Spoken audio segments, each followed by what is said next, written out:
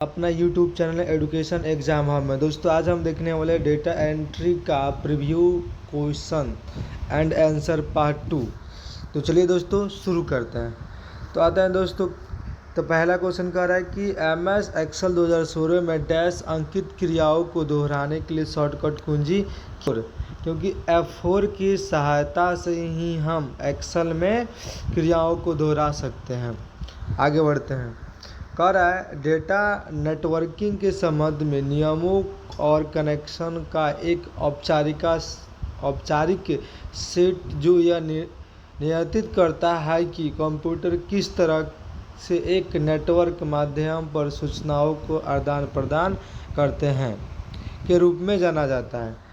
तो दोस्तों हम जानते हैं कि एक नेटवर्क से दूसरे नेटवर्क में सूचना आदान प्रदान करने के लिए हमको उसका आवश्यकता पड़ता है प्रोटोकॉल का। तो आंसर हमारा सी होगा, प्रोटोकॉल।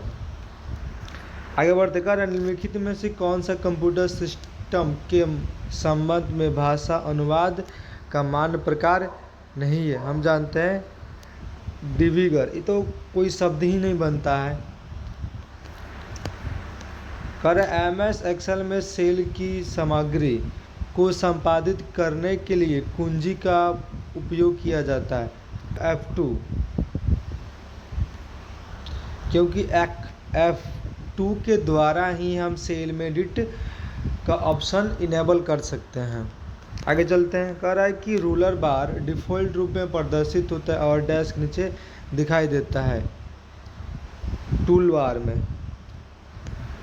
कह रहा है वर्कशीट या वर्कबुक की सुरक्षा के लिए रिव्यू टैब पर जाएं और फिर प्रोटेक्ट शीट पर क्लिक करें या चेंज ग्रुप में प्रोटेक्ट वर्कबुक क्लिक करें। सही है, क्योंकि हम व्यू टैब में जाके ही प्रोटेक्ट वर्कबुक को इनेबल कर सकते हैं। आगे चलते। कह रहा है जी यूजर इंटरफेस जो उपयोगकर्ता और हार्डवेयर के बीच में समन्वय करता है।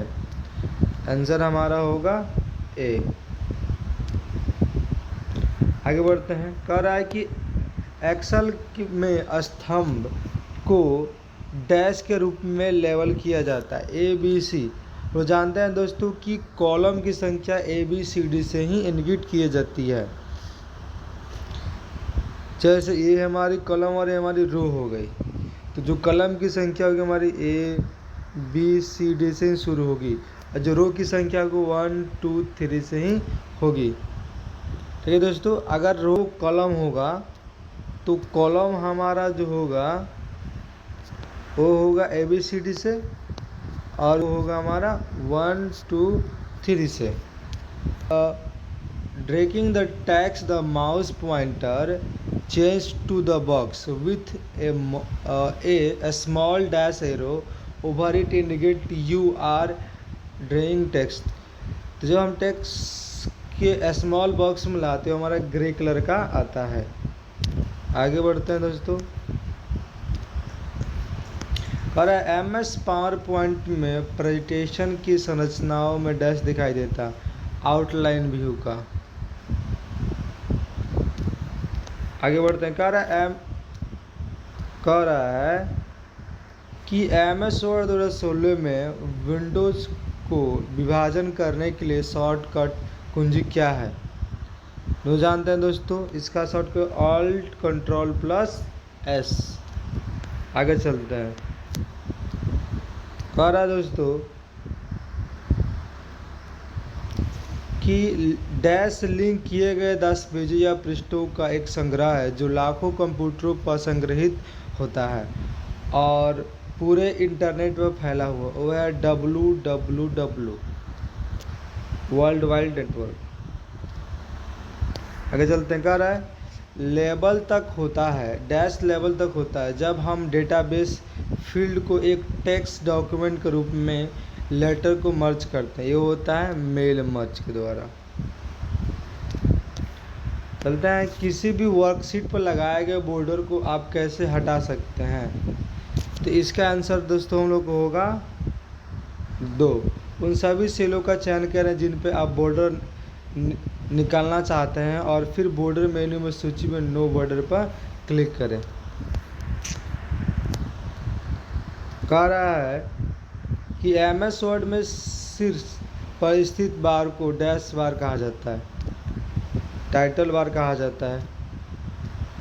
टाइटल बार में ही आपकी फाइल का नाम शो करता है। कह रहा है MS एक्सेल में किस प्रकार के डेटा का उपयोग नहीं किया जा सकता है, तो होगा फंक्शन डेटा। आगे चलते हैं। कह रहा है चार्ट विशेष रूप में स्टॉक और शेयर से संबंधित डेटा मानों का अवलेखन के लिए बनाया गया है। ये हमारा है स्टॉक। आगे चलते हैं। कह रहा है कि MS एक्सेल 2016 में होम मेन्यू के तहत प्रविष्टि की श्रृंखलाएं क्रमबद्ध स्टॉक कर सकते हैं। कस्टम सॉर्ट के अलावा सॉर्ट और फिल्टर विकल्प अंतर्गत कितने प्रकार के उपलब्ध है?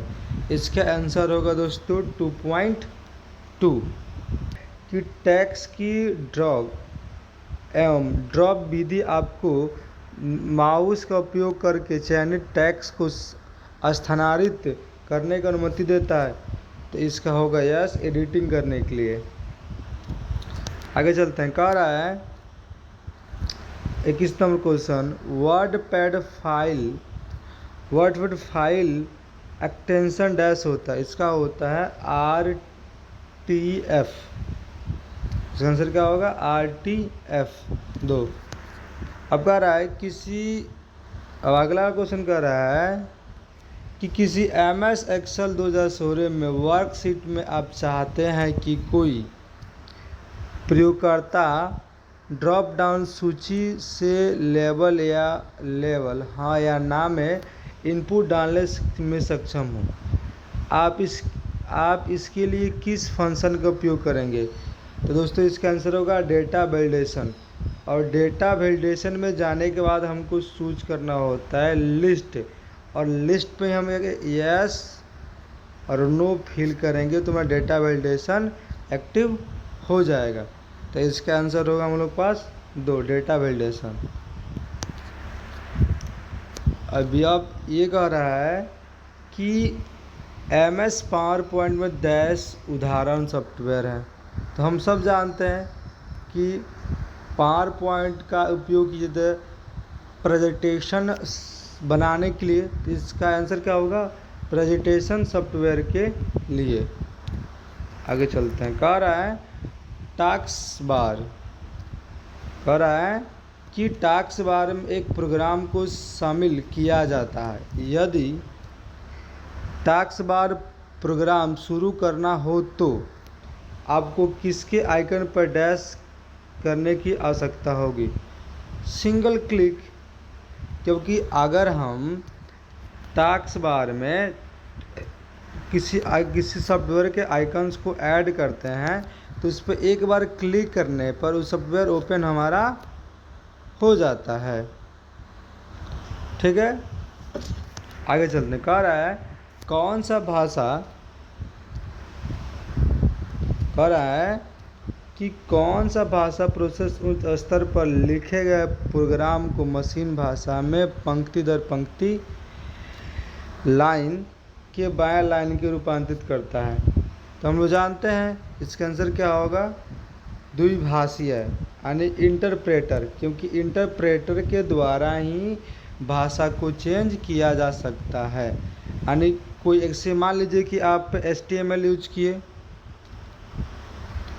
या HTML यूज किए या फिर आप CSS यूज किए या पाइथन यूज किए या फिर आप C यूज किए या फिर C+ है, तो ये उच्च स्तरीय लैंग्वेज है। अगर इसको क्या होगा, अगर इसको चेंज करना है मशीन भाषा में, मशीन लैंग्वेज में, तो इसके लिए हमको यूज करना होता है इंटरप्रेटर का, क्योंकि इंटरप्रेटर ही प्रोग्राम को मशीन भाषा में, मशीन लैंग्वेज में कन्वर्ट कर देता है। आगे चलते हैं। कह रहा है कि डैश इंडिकेट पर पैराग्राफ की पहली लाइन को इंडिकेट करता है। तो इसका आंसर होगा हमारा 3, पहली पंक्ति। आगे चलते हैं।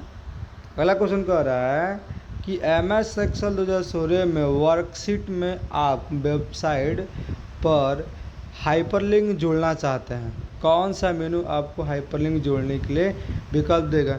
Insert tab. अब क्या है, अगर हम इंसर्ट टैब में जाते हैं और इंसर्ट टैब में जाने के बाद हम यहाँ पर चूज करेंगे हाइपर लिंक, और हाइपर लिंक पे क्लिक करके ही हम लोग लिंक को ऐड कर सकते हैं अपने पेज पे। ठीक है दोस्तों। आगे क्वेश्चन कह रहा है कि डैश में फाइलों का समूह या अन्य फोल्डर होता है। तो जाहिर सी बात है, फाइल की बात हो रही है तो क्या होगा, हमारा फोल्डर ही होगा। कह रहा है कि अंतिम डैश घटक को काट या कॉपी किए गए थे, उन्हें वर्ड में क्लिपबोर्ड में रखा जाता है। तो इसका आंसर होगा चयनित, यानी सिलेक्टेड। अब एक और बात है, जब हम कोई भी डेटा कॉपी करते हैं तो जब डेटा हम कॉपी करते हैं, डेटा कॉपी करने के बाद में हमारे क्लिपबोर्ड, यानी जब डेटा कॉपी होता है तो वो डेटा क्लिपबोर्ड में वो डेटा कॉपी होके सुरक्षित हो जाता है।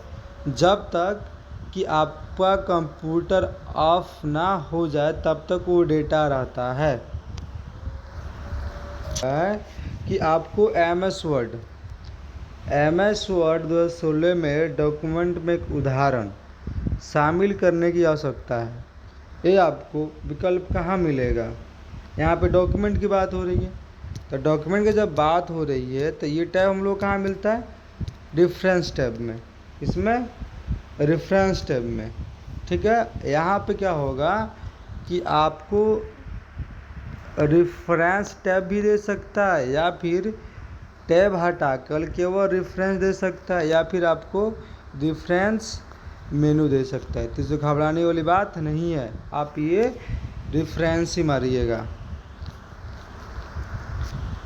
कह रहा है, आगे वाला क्वेश्चन कह रहा है कि MS एक्सेल 2016 में A2 सूत्र यानी B2 + C3 है। इस सूत्र को सेल C2 में कॉपी करने का सूत्र बना जाता है।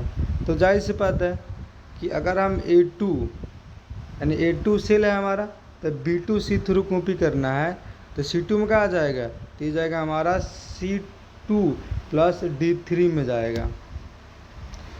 ठीक है दोस्तों, क्योंकि इसमें आपको रो की बात हो रही है, रो और कॉलम की बात हो रही है। तो हम लोग जानते हैं कि कॉलम हमारा ये होता है और रो हमारा ये होता है। मतलब आप समझिए इसे, तो इसे ये रो, एक कॉलम हो गया, ये रो हो गया। तो यहाँ पे A2 कह रहा है, मतलब ये हमारा होगा 1 2 3 और A B C D। तो ये हमारा कॉलम होगा और हमारा रो होगा। अब कह रहा है A2 मतलब A2, तो इसका ही होगा। अब कह रहा है कि MS 2016 में सेल A2 सूत्र B2 C3 है। इसमें सूत्र को सेल C2 में कॉपी करने का सूत्र बना जाता है। तो जाहिर सी बात है, इसका आंसर क्या होगा हम लोग का? C2 + D3 होगा। आगे चलते हैं। कह रहा है in MS Word 2016 ribbon divided into the decks section. तो 2016 में MS वर्ड में रिबन को 3 भाग में बांटा गया है। तो इसका आंसर क्या होगा? 3। आगे चलते हैं। कह रहा है कि MS वर्ड में पेज नंबर कह रहा है कि एम एस वर्ड में पेज नंबर को हेडर या फुटर में डैश द्वारा सम्मिलित किया जा सकता है। मार्जिन कह रहा है कि डैश रोम में संग्रहित किया जाता है। रोम रीड ओनली मेमोरी, तो किस में, बायोस में। ठीक है दोस्तों, आगे चलते हैं। कह रहा है निम्नलिखित में से कौन सा एक आउटपुट डिवाइस है। तो आउटपुट डिवाइस कौन है, BDU। इसका आंसर क्या होगा, BDU।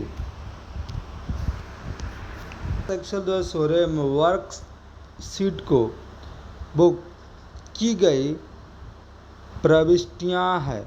यह बुक होना चाहिए था।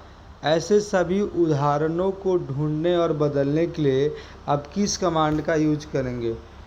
अब ढूंढना है तो इसके लिए सिंपल सा कमांड यूज करेंगे, Ctrl+H। याद रखिए, लास्ट क्वेश्चन कह रहा है कि MS वर्ड 2016 में प्रिंट प्रीव्यू के लिए शॉर्टकट की क्या है। जानते हैं दोस्तों कि अगर हमको प्रिंट प्रीव्यू देखना है, यानी आप चाहते हैं कोई पेज प्रिंट किए, ठीक है। अब प्रिंट करने से पहले उस पेज की स्थिति को जांचना चाहते हैं, तो उसके लिए आपको अपने कीबोर्ड से Ctrl+F2 का प्रेस करना है, जिसमें आपको प्रिंट प्रीव्यू ऑप्शन इनेबल हो जाता है। ठीक है दोस्तों, ऐसे ही और इन्फॉर्मेशन के लिए और एग्ज़ाम को बेहतर बनाने के लिए हमारे आप चैनल को सब्सक्राइब करना ना भूलते हैं। मिलते हैं इसके अगले पार्ट के वीडियो में, तब तक के लिए बाय, हैप्पी लर्निंग।